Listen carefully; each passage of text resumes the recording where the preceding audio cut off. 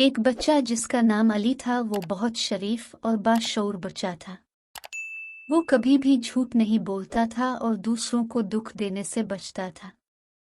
اس کے والدین اسے بہت پیار کرتے تھے اور اس کے خواہشات کو پورا کرنے کی کوشش کرتے تھے۔ ایک دن علی کو اپنے امی کے پاس جانا ہوا۔ جب وہ اپنے کمرے سے گزر رہا تھا تو اس نے دیکھا کہ اس کے والد بہت تکلیف میں ہیں۔ علی نے ان سے پوچھا کہ کیا ہوا ہے۔ والد نے بتایا کہ ان کے پاس پانی نہیں ہے اور اس لیے ان کو بہت پیاس لگ رہی ہے۔ علی نے فوراً اپنے پانی کی بوتل لے کر والد کو دی۔ والد نے پانی پیا اور بہت خوش ہوئے کہ علی نے ان کی مدد کی۔ وہ اس کے اخلاقی اور شریفانہ طرز زندگی سے بہت محبت کرتے تھے۔